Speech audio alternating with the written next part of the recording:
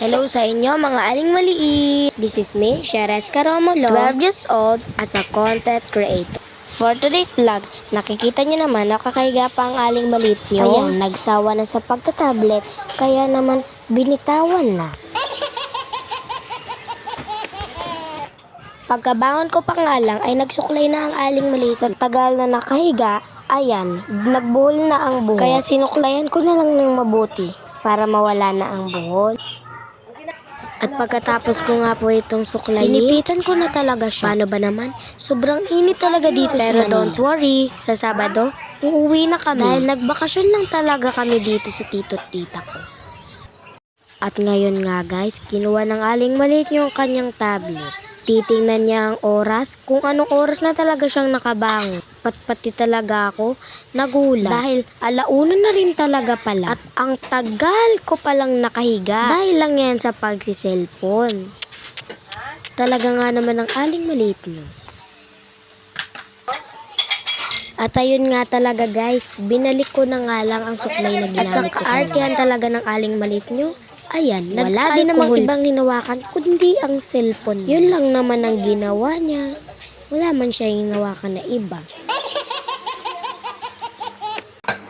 At pagtapos nga nun, pinatay ko na lang itong electric dahil baka sumuko na rin sa... Paano ba naman? Ang hot ko kasi. Ang init kasi. Talaga nga namang itong aling maliit nyo. Ang daming nalalaman. Inayos ko na nga rin pala itong pinagigaan ko. Dahil maya-maya lang, uwi na rin ng tito. At folding bed nga pala itong inuupuan. Kaya dapat lang na laging pagpagin at linisin. Dahil itong inuupuan natin ay hinihigan. Kaya dapat lang nating pagpagin. At ayun nga, inayos ko na lang din talaga itong bedsheet. Tingnan nyo nga naman itong aling ang sipag. Kala mo'y totoo. Ano kayang nakainit? Bakit kaya ganito?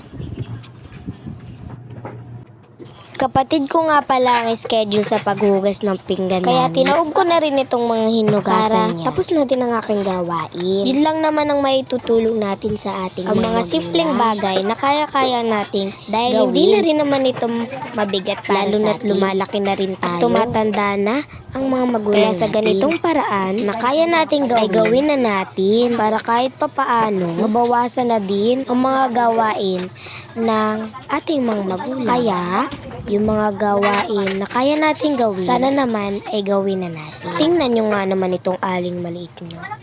Ang daming sinabi.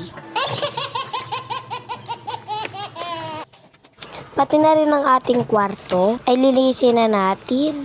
Kahit wala naman talagang masyadong kalat dito. Inayos ko na lang pati itong mga damit na nakapatong dito. Paano ba naman? Ang daming tangbak na damit. Kaya inayos ko na lang.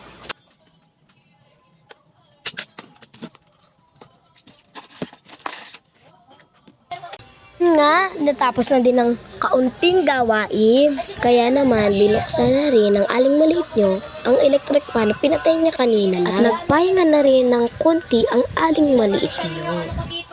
And yun lang for today's vlog guys. Number 1 tip, just love and have a nice day.